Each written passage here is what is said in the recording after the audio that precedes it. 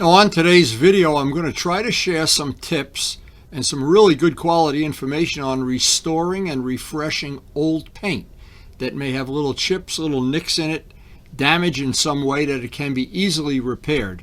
The method that I've used over the years seems to work pretty well for me. It requires that the part have extra clear coats on it, which we always do in our paint work, on our shop work.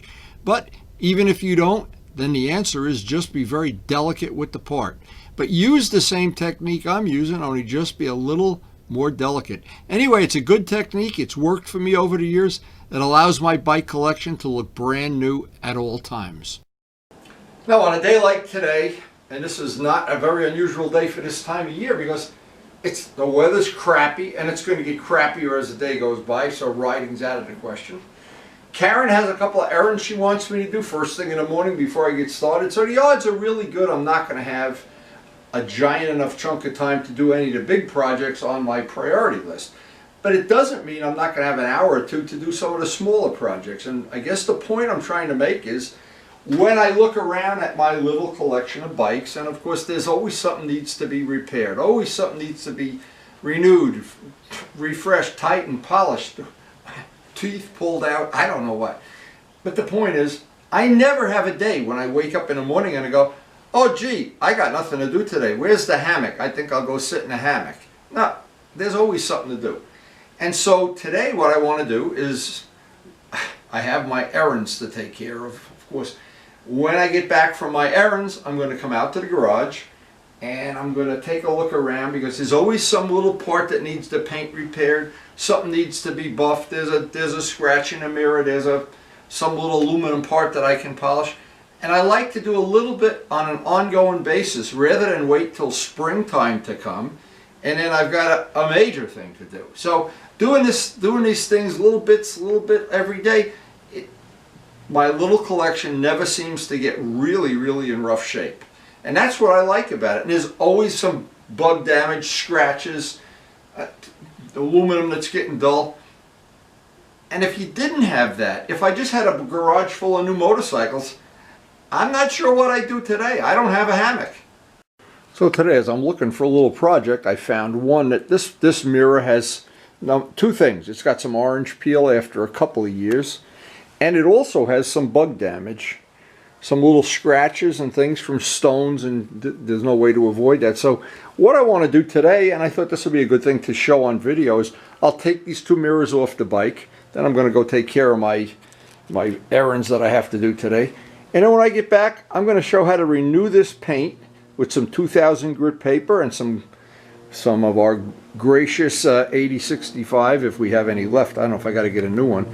And bring this back up to where it's as good as the finish on the bike, which I try to keep the finish on the major parts of the bike as good as possible, but renewing the finish on the parts of the bike that take a beating. The mirrors, the front part here, and here. It's relatively easy to do if you keep after it. If you let it go to the point that it starts looking like you have a bike that's ill-maintained, then it's a lot of work.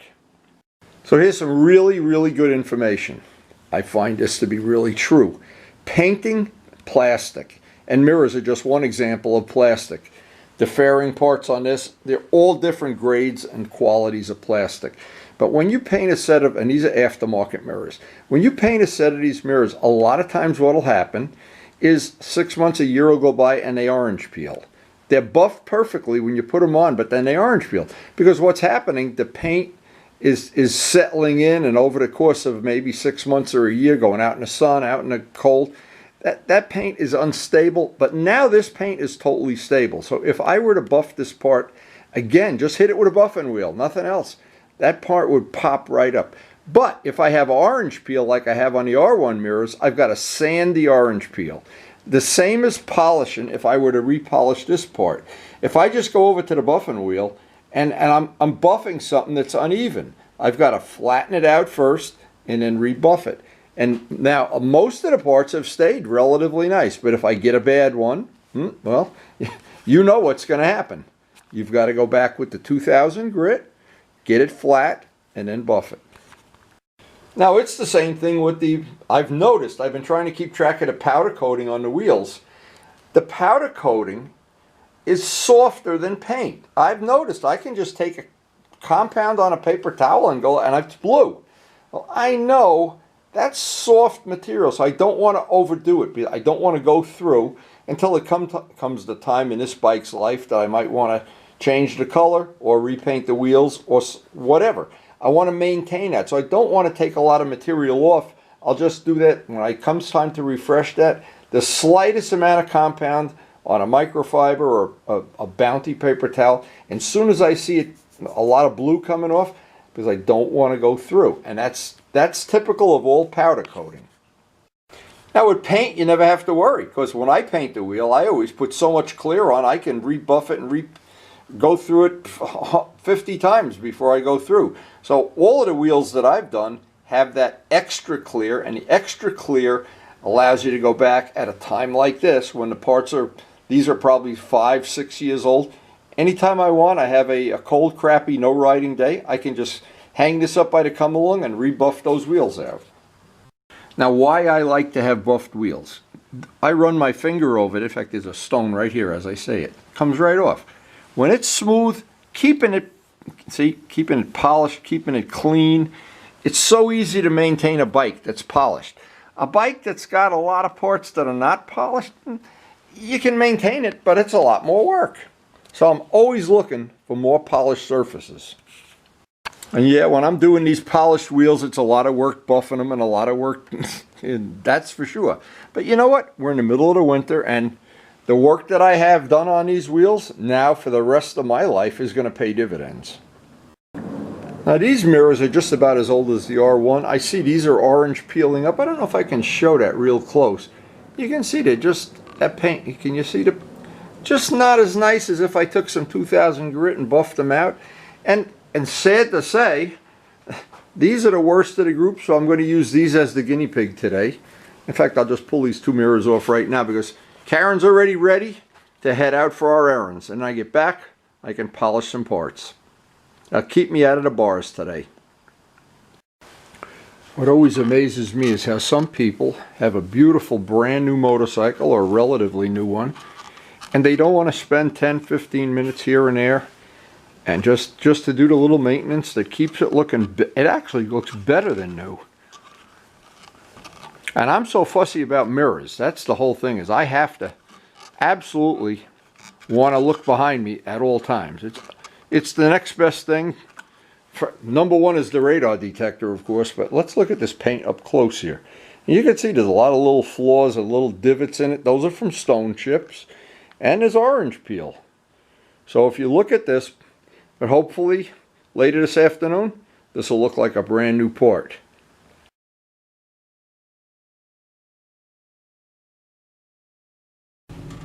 Now it's truly a crappy day as we get ready to get out of here, leaving Dodge. And this time of year, no 2 days are ever the same. It turns into a even crappier day than it started out to be for doing this kind of stuff, but it'd be good to get home and have a cup of coffee. Well, it's a good feeling to get this stuff done. I am just so itching to get into a nice warm house and have some coffee. So how nice is this? They have Rutherford all decorated up here for the season. Puts me in a holiday mood. Mood to buff paint. Oh, it's always good to be home to the ranch. Oh my God. Doesn't look that cold on the camera, I'm sure, but it is brutal out here. Oh my God. It's just time for some festive coffee. So as I'm looking these parts over, they have really stood up to the test of time well, but there are some gouges and scratches. And what happens with mirrors, these are the first thing that hit bugs and stones and whatever. But here's, I guess, the point that I wanted to make, and it's a point a lot of people really don't even think about this. When something is painted and freshly painted, the paint is soft for, you take the amount of time. I think it's about a month, but not.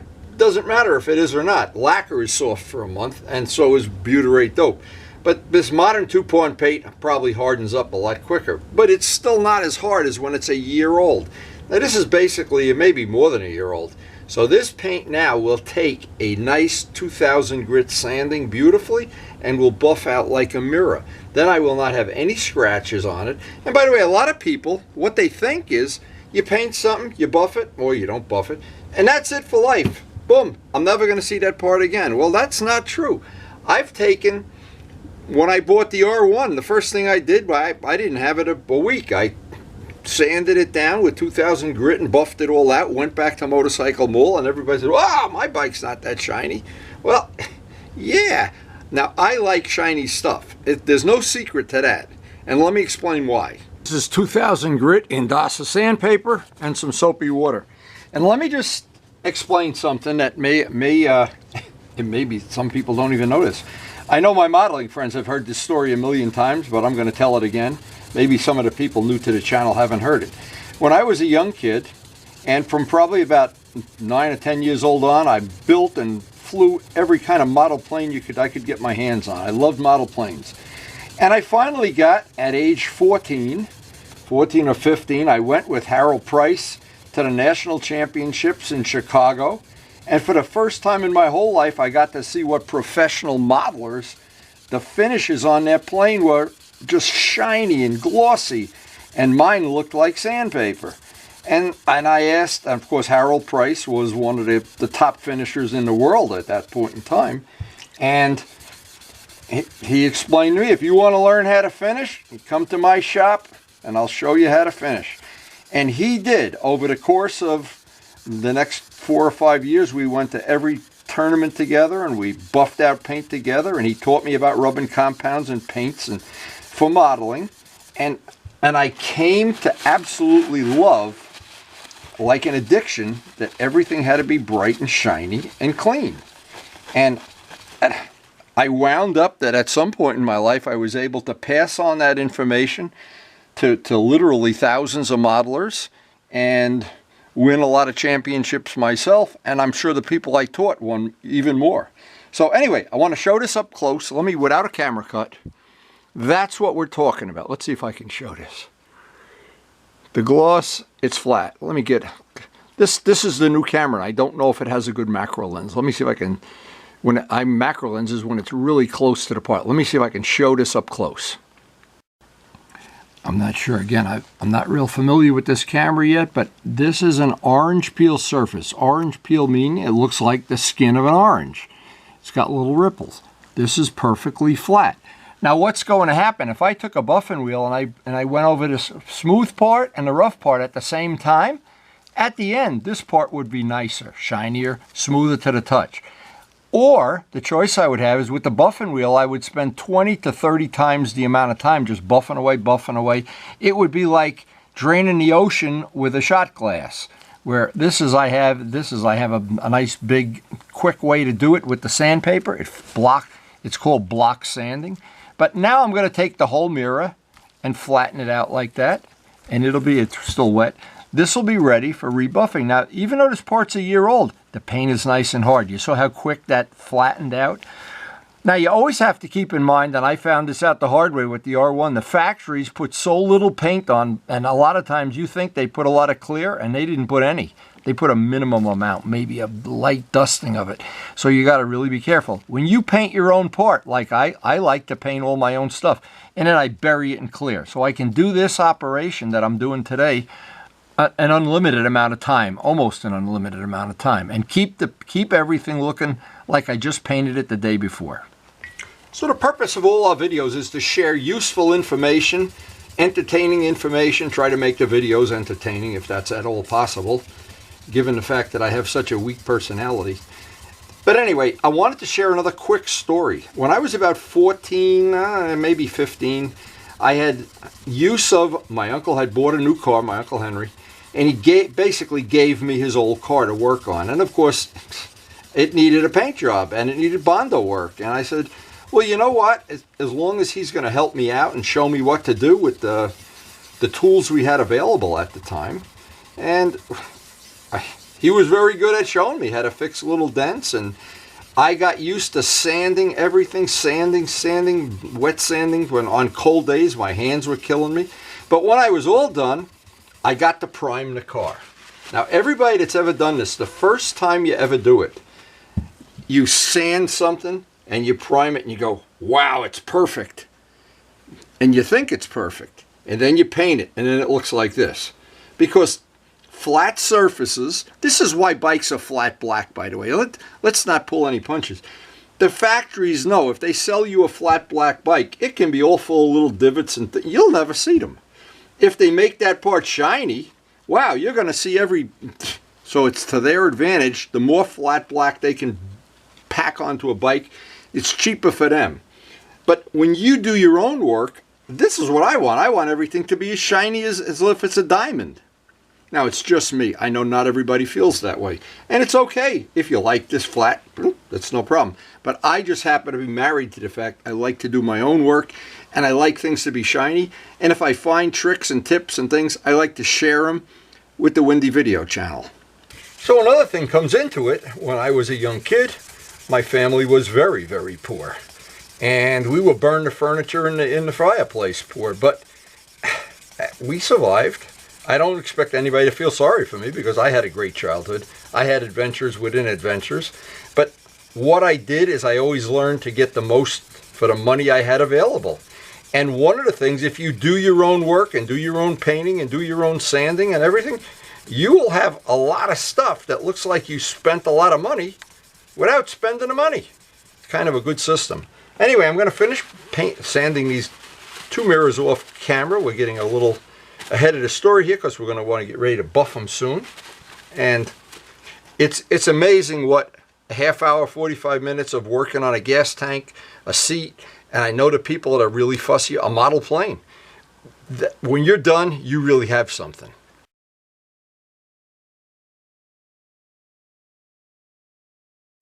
These kind of jobs, the second one always goes a little bit faster than the first one for whatever reason, but it does.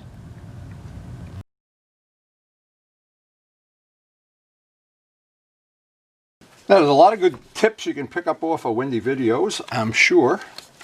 I wish when I was a kid I had Windy Videos. I had figured out yourself, kid. Anyway, old pads. We can use these for polishing aluminum, polishing the bottom of the oil pan, something. But these will scratch, and I don't want this paint scratched. So, for a mere $2 or $1 or whatever it is, I can get a brand new pad. And this is the whole secret to having that ultimate shine come right up. A product that we use, 8065 CRC, Meguiar's is good. You can use Mother's aluminum polish. There's any number of good things, including toothpaste.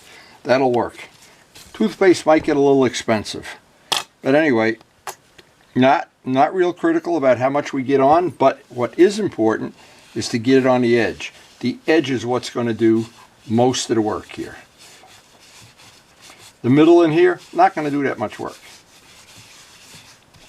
Now, I usually like to do, it's my habit to do this because I'm trying to show somebody, trying to help them with useful information. This is a good way to do it. You don't really need as much polish as I'm putting on here, but just put the polish on everything.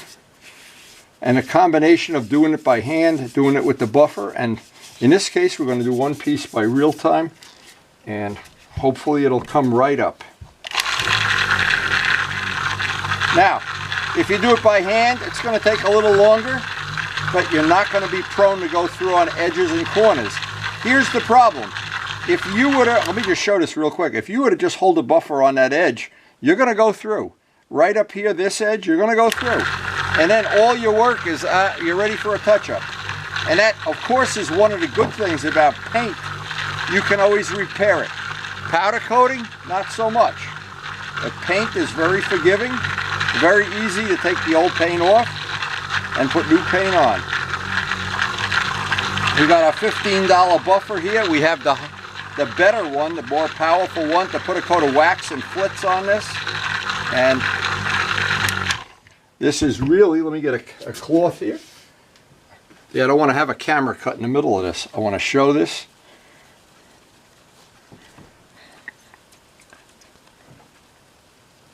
Let me just see if I can show this properly. I don't know.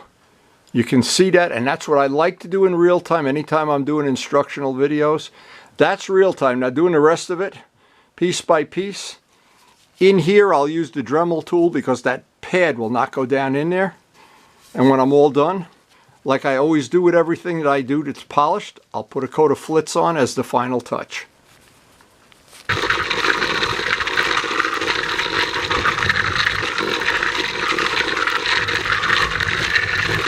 Now, one of the most useful $15 tools I have is this Harbor Freight, and I got these off of Amazon for, these are the ones I want to show, these little buffers with a little bit of 80-65.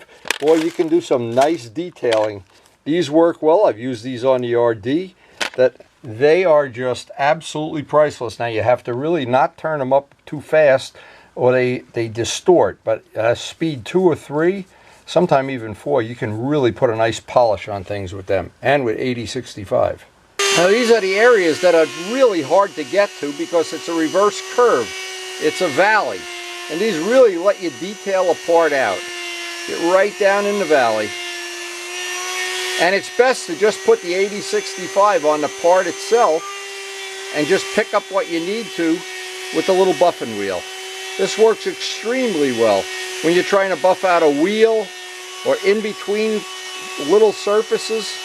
Really works well. Finishing off each part, this is a dedicated pad, a Bauer pad, dedicated. It doesn't have anything on it but Flitz, and what this does, it allows me to put on that coat of Flitz at the very end of every buffing. Even if I'm buffing aluminum, steel, it doesn't matter what, this will give it some protection. Now, hopefully, you know, it'll protect it from bugs and everything, but we will just get this. This is, by the way, for people that don't know, it's 6,000 grit. Really good, high quality polish. It's not really a polish though. It's a protectant.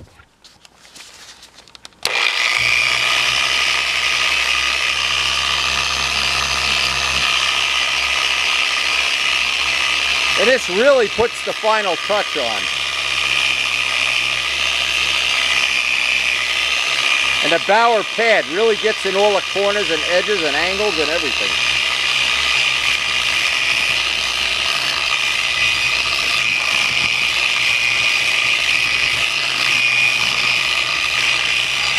So I'm hoping I can show the quality of that finish, which is flawless right now.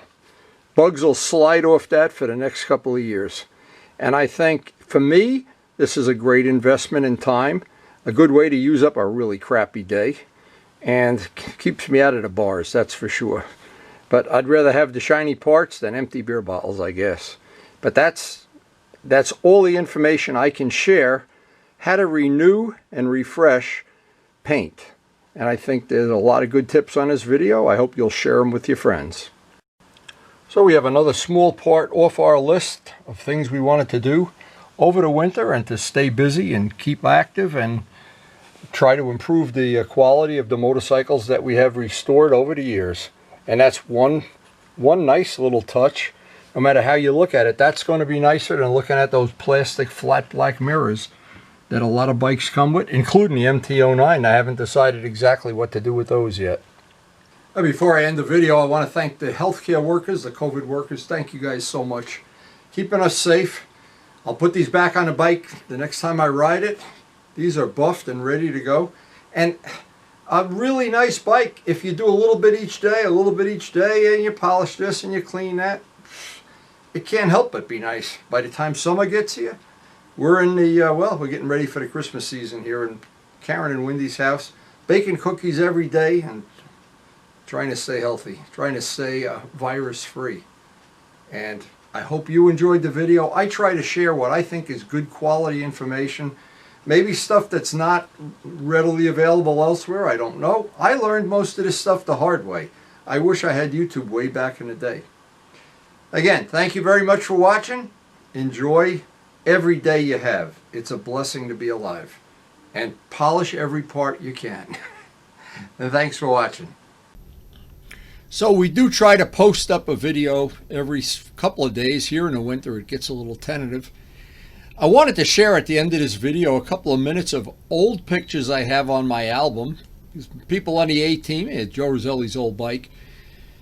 among other things, and Chuck's old bike, and the people that I could recognize, and that bike now belongs to Vlad.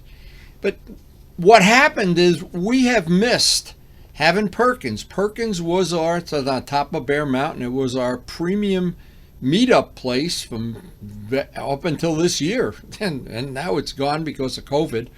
Well, we're hoping next year it's going to be back, and this is a little tribute to the good times we had up there.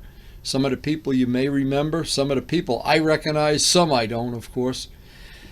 The whole problem with everything is with COVID, we've been, I'm just lucky we're all doing okay. I hope your family's okay too. Some of these old pictures, though, they bring back memories. Now, here it is. It's in the middle of the winter, and I'm polishing parts and trying to get bikes ready and trying to get all my bikes ready before it really gets too cold to even be out in that garage. And I love to, and this is something I do all the time. I have literally thousands of pictures on my video on my computer. I like to look at them. Look at these cars coming by, and there's Joe too, Jody Guard. And what I try to do is I just play them on a computer and try to remember how much fun we had all summer and in summers gone by. And this summer's been unusual because of the virus, but I hope next year, and this is the whole motive for putting these pictures out there, I hope next year we're going to be able to get back to Perkins, get back to having these meetups where we just had so many good times up there and so many friends that we got to see every week. It's just really sad that we lost it. But anyway, and there's the West Cooley bike. You never know when you're going to just something flies into your funnel, a nice turbo. The neat thing about going up to Perkins is every Saturday and Sunday there'd be bikes we haven't seen before. Now I kind of miss that, and there'd be people that came from out of state to just see what was going on at Perkins. And there's Dave's old bike that I don't even remember if that is Dave's bike. And so many people, I look at their bikes and then I don't really recognize them, but then I see the picture of them with the bike and I say, there's so-and-so. Now I remember that bike belonged to Vlad's friend and it's now his bike. A lot of Harleys up there always. And we always like to see the diversity of order and the cars. I love to see the guys come through with the car clubs when they have guys that, wow, the mega money goes through there. They all know that Perkins is, and more cars and Ferraris and everything. But the point that I was trying to make is even in the middle of the winter when you're freezing and you're home and God almighty, you wish it was summer again, having these pictures is priceless. Now it's really even better in another way, because having them now stored on YouTube videos, you can access them. It's like you could just get into my computer and go in there and check out everything that we have there. And I'm so glad I took all these pictures. And a lot of times I'll look at them for ideas for paint jobs, or looking at some of these things. I say, well, yeah, maybe I could consider that. Oh, I like the way that looks. There's Vlad's friend again with the RC8. But again, having ideas, sometimes it's the middle of the winter, and yeah, there's a color I like, there's something that I like there, a set of wheels or something, and some of the bikes that people on the A team that watch the videos all the time, they may see their old bikes they don't own anymore. So I think having these videos to me is priceless, absolutely priceless. And every once in a while I'll be doing this and stumble on a video that I had totally forgotten about. Look at this, Charlie. Look at this. Charlie, you were younger there. What happened? What happened to both of us? I remember this guy with the Indian with all the fringes and oh my God, was he an entertaining guy? There were two of them. They both had these full dress Indians with all the fringes and oh my God, accessories and telephones built into the Indian's head and whatever they have on them. Very cool. Very cool. But now, see, years later, I had already put that out of my mind. I go back and look at this group of videos and I think, wow, the things look at the instruments on these bikes. Now, I'm not a touring guy, but I really appreciate some of the people that have a touring bike. They put the same love into it that I put into the bikes that I ride. And we're all, we're all the same in the fact that we love two-wheel travel. That's all there is to it. But here's a memory, the West Cooley bike, still in my garage. Oh, Joe's bike. Oh my God. The things, sometimes you forget them. And Pokey, before he had the mustache and before he got so old. Pokey, how'd you get so old? Hey, glad I didn't get old like that. Anyway, I love sharing these old videos. I love sharing these old pictures. It's just a lot of fun. This is a great way to end the video. Not sure I would ever want a trike like that. Wouldn't be my thing, but if somebody else enjoys it, we can all ride together and have a good time. So, we're coming up on the end of the video. I just wanted to say how much I appreciate all the people that over the years, we've got about 9,000 subscribers now. I hope that grows in the future. And I hope everyone that this gives you a little break from reality. I personally love to watch YouTube and love to see the adventures other people have. Alan Millard's channel, among others. And I'm so glad to be part of the community that contributes things. Hey, there's Bob.